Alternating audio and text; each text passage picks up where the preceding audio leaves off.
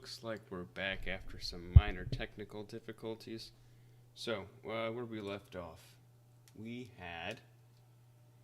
were peeling off the wrappers of the chicken bouillon.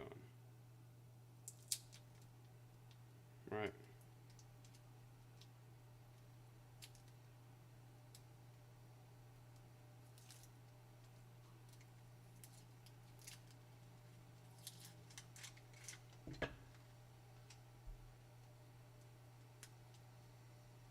Sounds like the water's going to start boiling in just a little bit.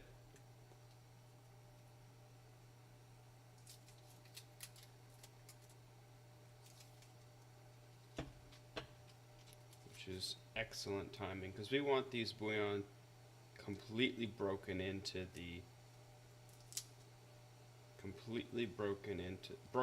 in the water. I'm sorry, dissolved is the word I'm looking for. Forgot that for a second. We want these completely dissolved in the water because we don't want any chunks floating around or sitting at the bottom of the risotto. So let me just toss these out back in a hot second.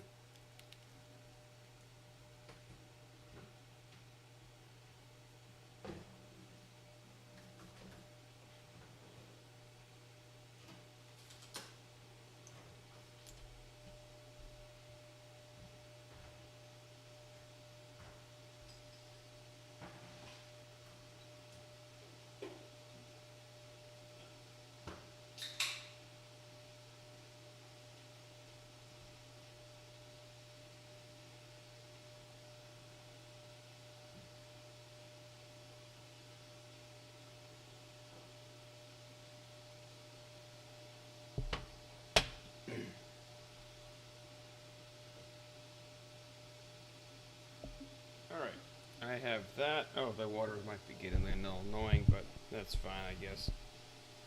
So we'll move this to the side, and we can start heating up this pan. I want to keep this pan on a medium heat.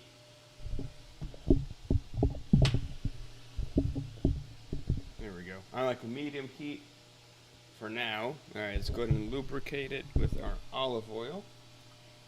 Don't want to put too much of it in here. We don't want to have it dripping in oil, so just a little bit, enough to get it lubricated, and we'll go from there.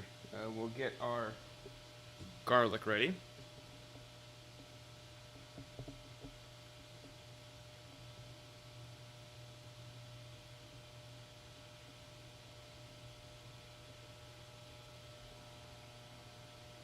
Alright, looks like our water is getting boiled right now. So we'll go ahead and plop in the chicken bouillon.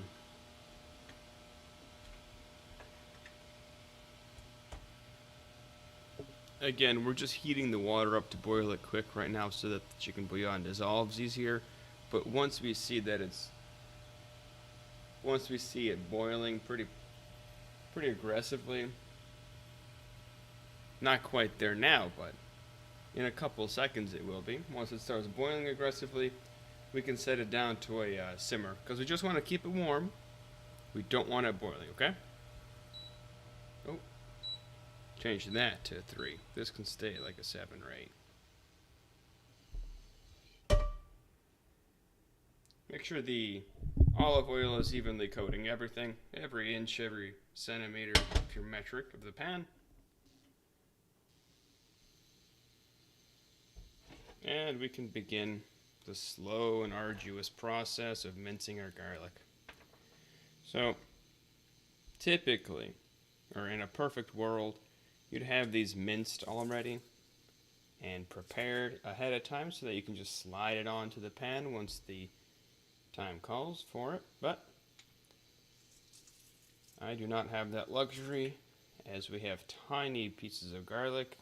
As we've had an awful year this year, we had a plot planted off to the side that everybody just completely forgot about. The garlic plot slipped our mind. Nobody was tending to it, and as we know, garlic is a very heavy feeder. It requires a lot of nitrogen, a lot of phosphorus to get it growing good, and nobody was tending to this flock of garlic, so it ended up being, look at this tiny little thing. Isn't it the cutest piece of garlic you've ever seen in your life?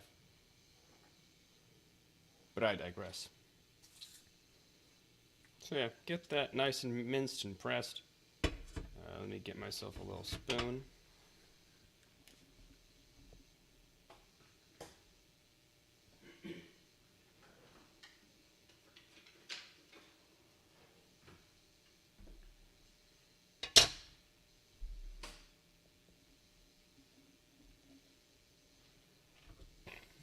So I've got myself a spoon. I'll scrape the garlic so that everything's in there. Do the old finger. Get every last ounce of garlic. Right? Waste not, want not. Especially in this economy, am I right? Okay, so we've got our garlic in there. We can set the garlic press on the side. That's a later problem. We don't need to learn. Listen to that sizzle. Alright, we just want to make it fragrant. Okay, once it's fragrant, you can hear it. Stick in a pre-measured half stick of butter, right? Go ahead and sauce that in there. Stir the butter around the garlic so that it doesn't overcook.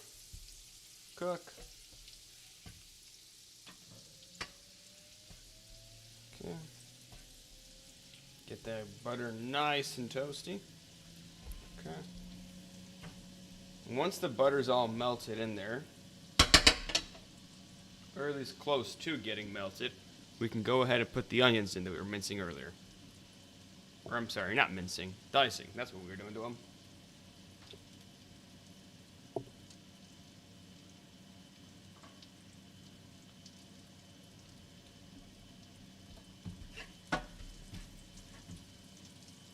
Alright, go ahead and sauce it on in there. I am aware that the cutting board has a handle, and I know that what that handle's for. Just grabbed it funky. Didn't have time to rearrange my hand position.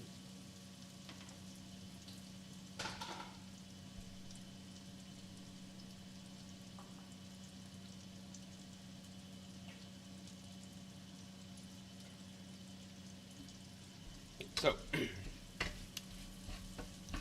we're going to let the garlic and the onion sit here for just a little bit, maybe a couple minutes. What we're looking for in this step of the recipe is that we want the onion to start getting just a little bit translucent. Not quite caramelized, but not raw either, of course, right? Let it set.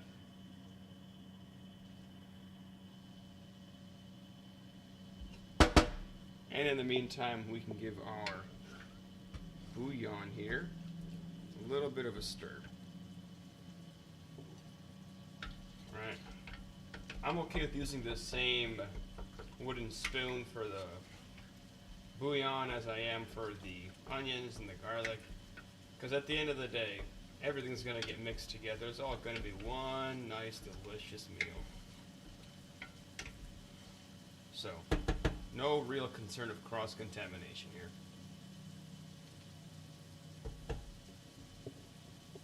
Right? Right. Actually, let me move the broth down to this burner, just so we can see it a little bit better. There we go. Okay. So, what are we going to do next? The onions are looking really good. Honestly, they're almost at the stage where I would consider moving on to the next step. But, sorry, just fumbling with the mic a little bit. Right.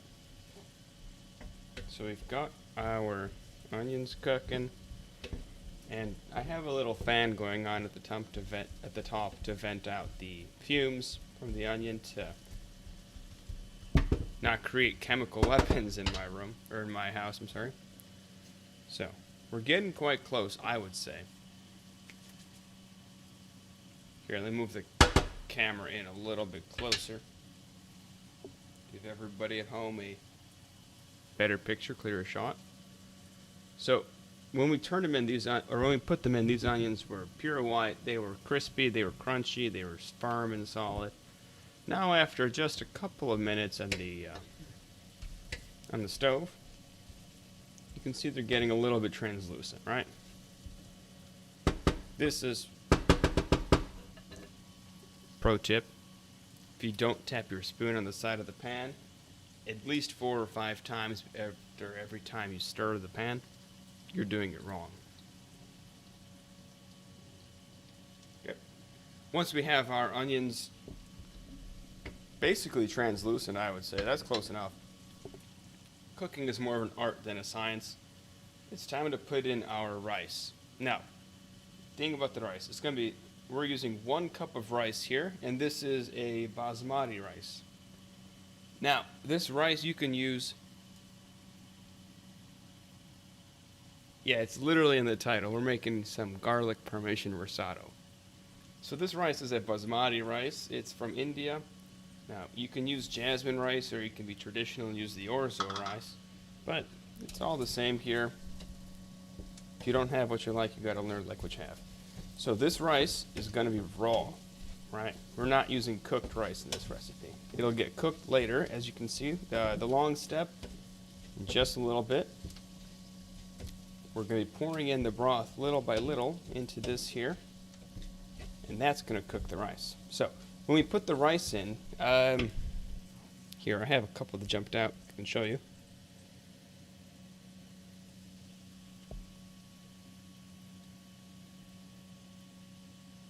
It's hard to see, but arguably that rice is pretty transparent, pretty opaque in color.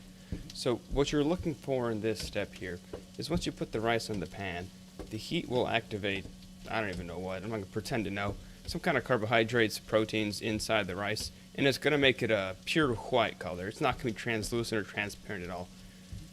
So to sum up, the onions we want transparent, the rice we want to be solid in color, solid white.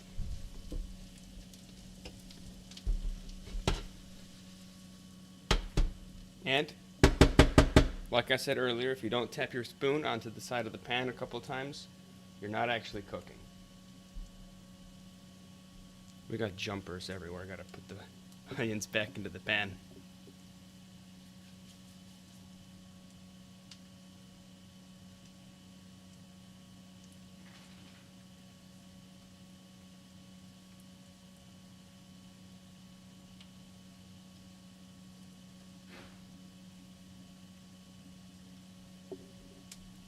All right, let's see. So this step shouldn't take too long. It'll take a couple of minutes, 4 to 5 minutes.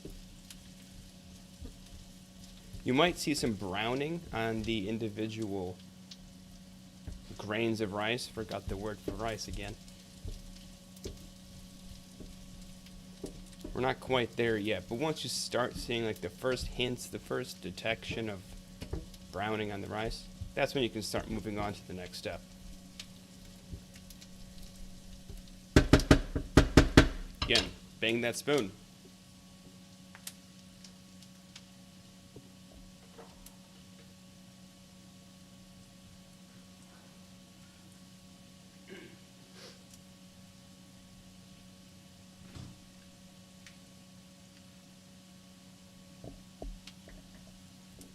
All right, let me get a good close-up so everybody at home can see the step we're at now. See how the rice got white and it stopped being transparent? That's what we're looking for. We're not looking for spilled rice. Don't look at that. But the rice in the pan, you can see it's starting to get a little bit white, right? And if you look real close, you can see the very first hints of that browning I was telling you about earlier. It almost looks like it's getting a tan on the beach. Bang the spoon.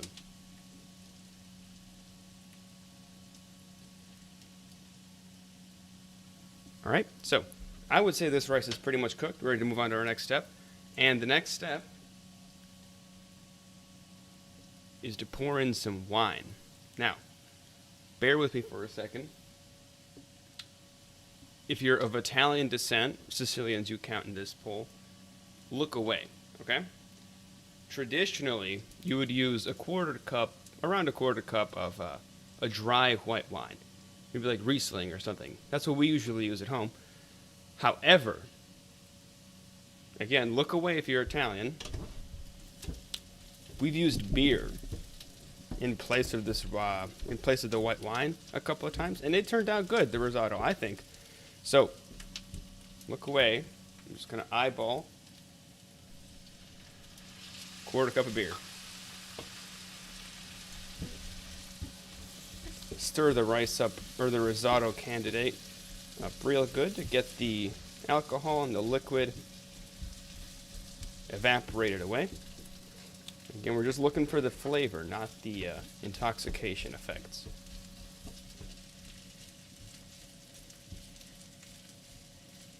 Yeah, that sizzle is satisfying, isn't it? Okay, once you've banged the spoon a couple of times, and you've evaporated off your alcohol, it's on to the next step, right? So this is the rate limiting step of this recipe. The goal is to little by little pour in the broth, right? And you pour in a little bit so that there's a little coating, and you see the rice and the onions and the garlic and the remains of the alcohol of choice you put in. You see the remains of them just floating around in a tiny bit of broth, right? That's the goal. And you let it simmer like that. You can see the little bit of bubbles coming up everywhere, right? That's the goal. You don't want to make soup out of this. The rice won't cook fast enough, and you'll just end up with try to stir the broth a second ago. Okay, so you don't want to fill it up completely to the rim and let it boil like that. The rice won't cook,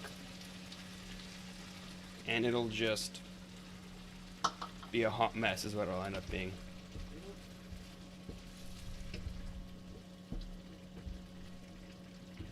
So this is the reason why we want that broth, or that the chicken bouillon. We want that simmering or at a high heat for the duration of this recipe, because of this step. Because we're pouring it into the risotto, we don't want that temperature change. We don't want the broth to be cold when we pour it in, because it'll just stop the cooking. It'll just throw a big old wrench in the works.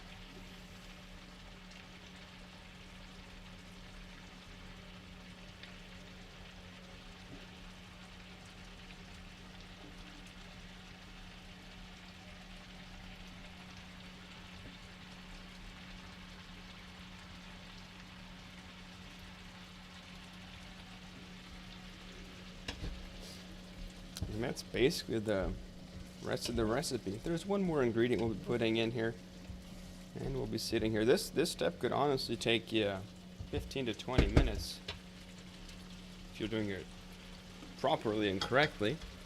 Just every now and then topping off the broth, making sure it doesn't get too low, but again, making sure we don't put too much of it in there as well.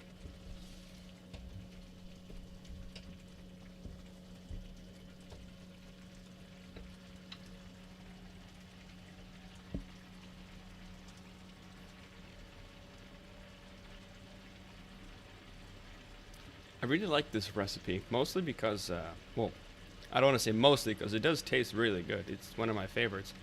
But a big reason why I keep loving to make this recipe is because, well, how little cleanup there is afterwards, too. Like, count 2 pots here, and that's the thing. You could easy peasy toss them into the dishwasher, or not have to deal with all the side little pots, or, oh, you're making a sauce, or you're cooking the chicken in one pot or pan, and you're frying something else in a different pan. Like 1, 2, all the pans you gotta clean.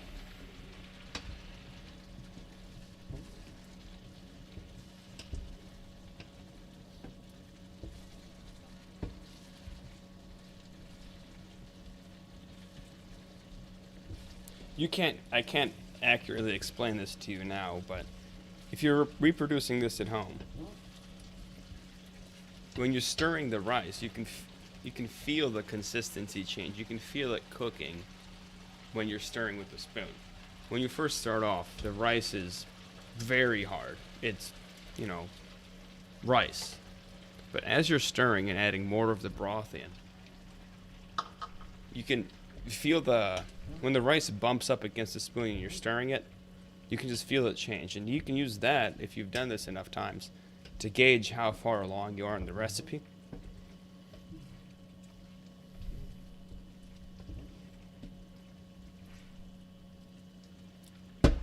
Tap, tap, tap.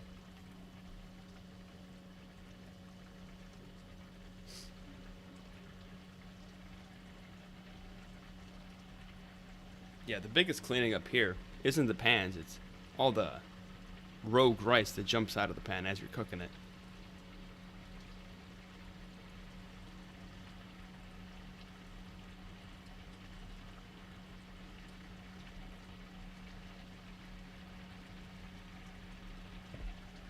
Good. Take this time to grind up some pepper in the good old-fashioned pepper mill.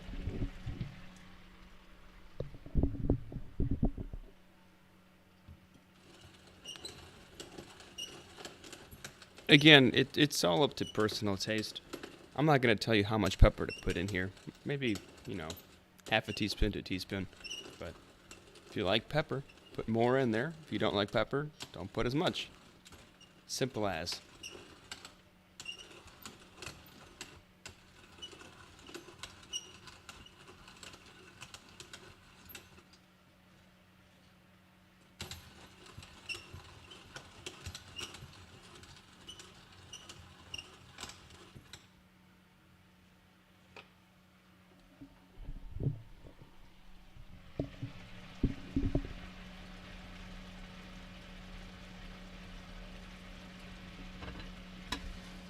Give the rice a good old stir.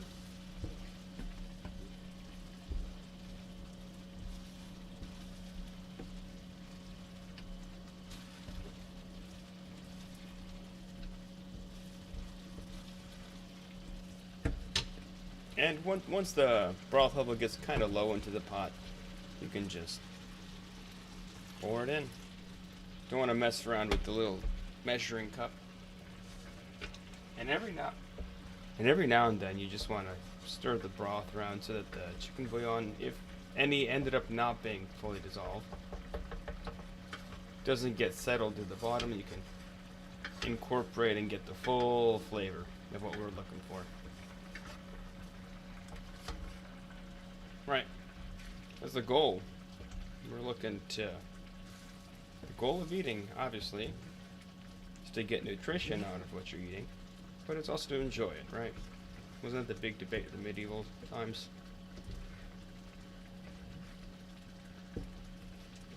Another thing to note.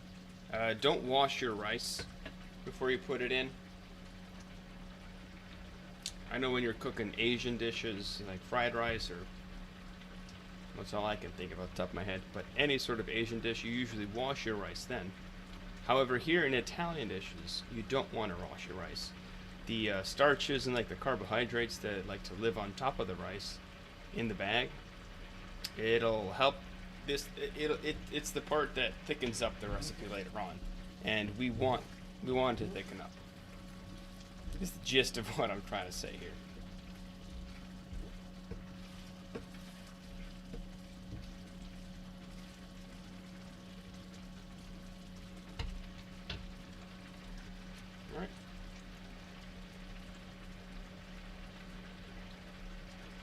As long as the time reads not done, there's enough time to season.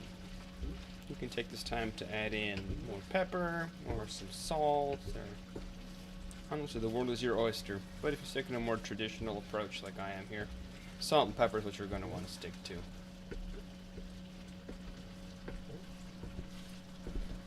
Make sure I scrape the edge of the pan here.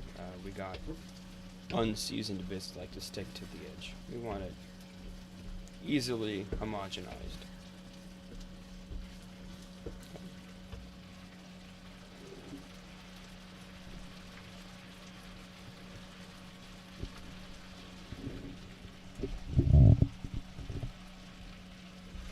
And that was the 20 minutes that we spent almost. So, just pouring in broth, stirring the pan.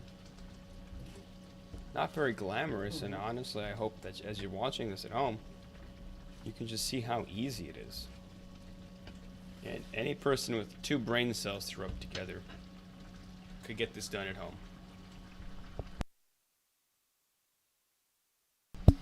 Like, the biggest thing is the time commitment here with pouring in the broth and standing at the pots, as opposed to turning on the heat, throwing it into a bucket, and just letting it go and letting it work out on its own.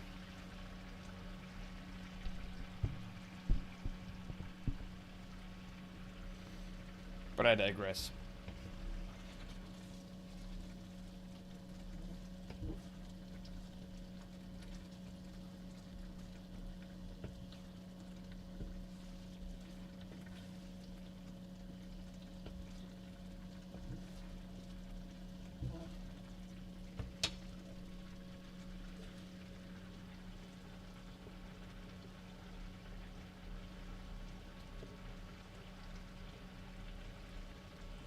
There are a couple different variations to this dish.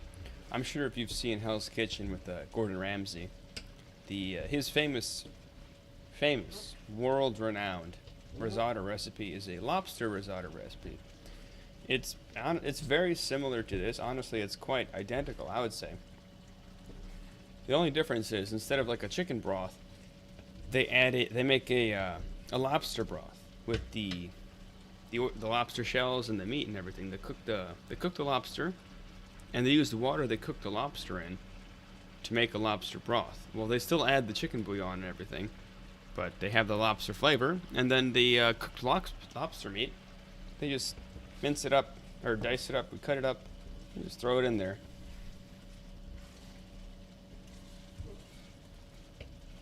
Another thing you could do is you can make scallopers. Add some scallops to this. Add some shrimps to this. Most any kind of seafood. This is one of those Mediterranean seafood dishes. Or you can just have it plain, garlic and parmesan.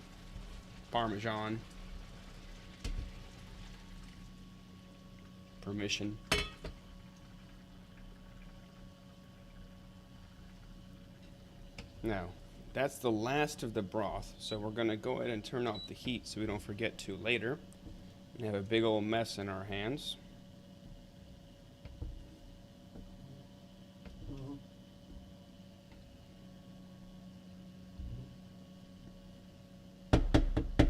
Tap, tap, tap.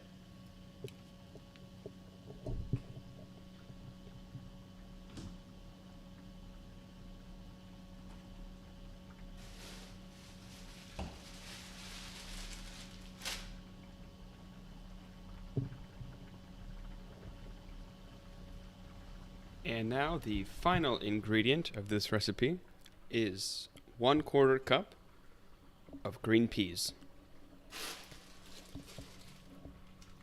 Boom. Now, I will be measuring this one out just because they're frozen peas, they must remain in the freezer. And I don't want to have the whole bag lying out as we're waiting for the broth to finish boiling off. So I'm going to set up a little kitty here with 1/4 cup of frozen peas and set it to the side so that we have for easy access once the time comes. Again, this isn't baking. Use the measurements and the recommendation, or use the measurements and ingredient requirements as what they are, as recommendations. Add a little more, add a little less, or just completely don't add them at all. What am I going to tell you? I'm just a guy on a computer.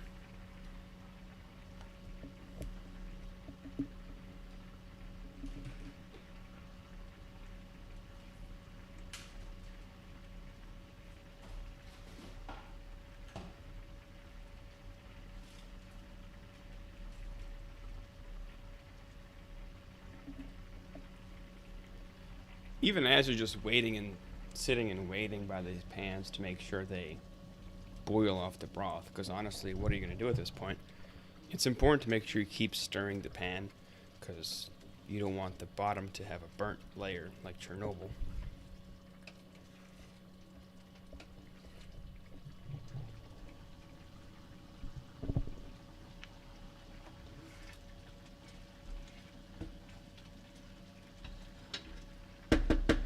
Tap, tap, tap. Just shift the camera on over so we get a full view.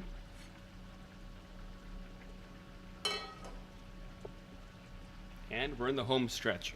Once this broth boils off, say that 6 times fast. Once the broth boils off, we can add in the final ingredient, which is our frozen green peas here. Well, it's not required that they be frozen, but in our situation, in our case, they are frozen. Once the broth boils off, we'll put in the frozen peas, and that'll be that. You're ready to plate. Optionally, you can put in some grilled shrimp or some scallops or lobster tail. It goes good with a lot of different seafood options.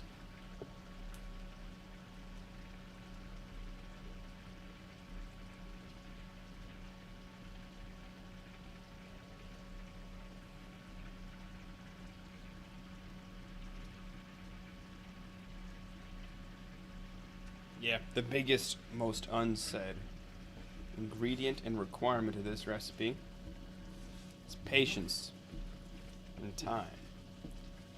Well, I say time, it's not like this recipe took 4 hours to complete. I've been at it maybe, well, we're approaching 1 hour, I'd say. But that includes meal prep, such as, dicing up the onions, mincing the garlic, preparing the ingredients. So you can get this done in, yeah, around an hour, I'd say. Not too long. Tap, tap, tap. All right. Now we see the level of the broth getting quite low, so we can go ahead and take this time to dump on in the peas. Again, remember they're frozen, so they still got to thaw, and we'll use the heat of the broth to thaw them out.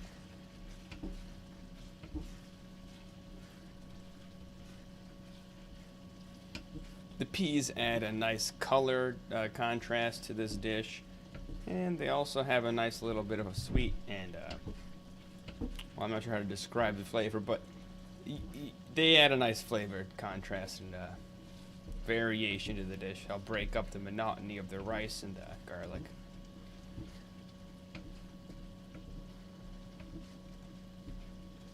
Almost done here. Not quite, though. Tap, tap.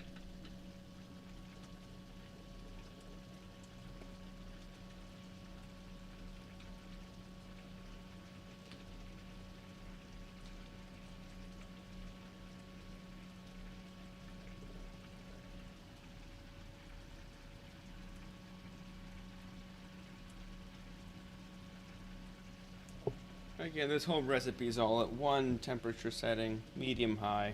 If you got a number setting like I do here, it's at a 7. You don't want it too high because then you'll have to sit here more often and stir the pan so the bottom doesn't burn. And also another reason why you don't want it too high, because if it's too high, then you'll have the water, or the broth, boiling at too high a temperature, and you won't have enough time for the rice to cook. Because it is boiling, but arguably it feels like a cheap kind of steaming to me.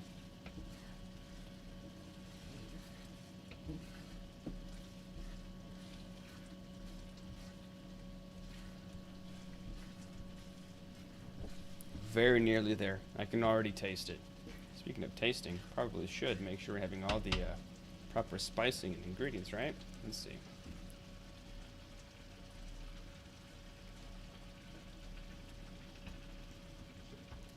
Oh, that's quite good.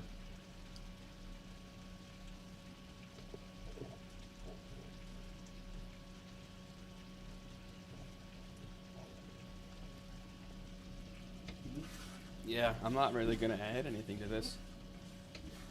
Oh, I'm so sorry. I forgot half the names of the ingredients in the title. Give me just a hot second.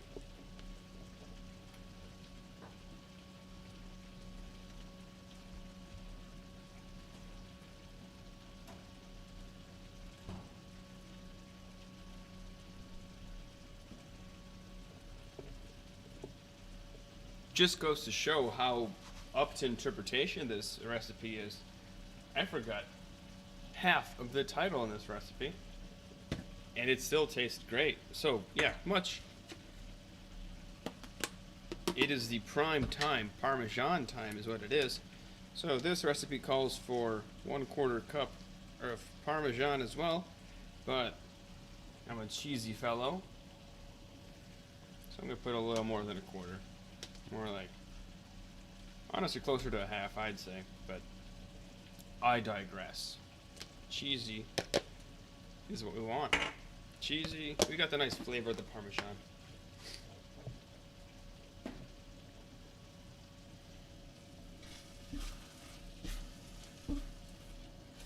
Stir it in real nice to get the creaminess that the melted cheese will offer all through the dish. I really do like cheese. I feel like a lot of people say that, but I really like cheese. And I don't know how to describe the flavor of Parmesan. It's like a I don't want to say bitter, but it's like it's salty. It's a little bit of sour, you could say, but it's quite good, is what it is. And paired with garlic is like a match made in heaven. Garlic and Parmesan.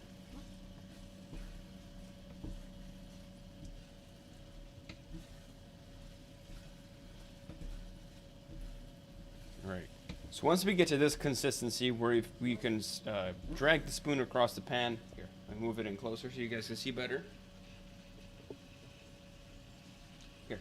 Once you drag the pan or the spoon across the pan, and you see how it takes a couple of seconds for the risotto to mosey on across and close the Moses' part of the Red Sea, you know you're done. Right? This is a consistency that we're looking for. Like a pig slop, right? Appetizing, I know. So, at this point, you can go ahead and turn off your heat. And get a bowl.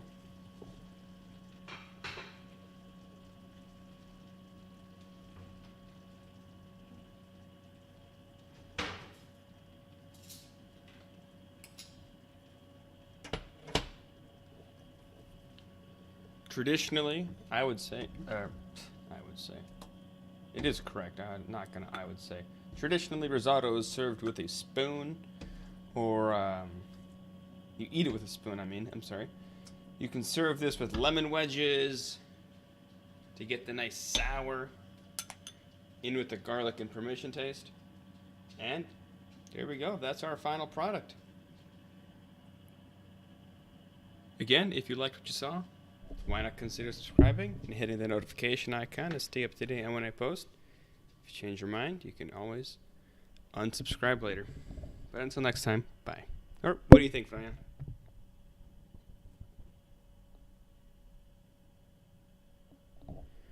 You shy? You don't want to contribute or add anything to this conversation?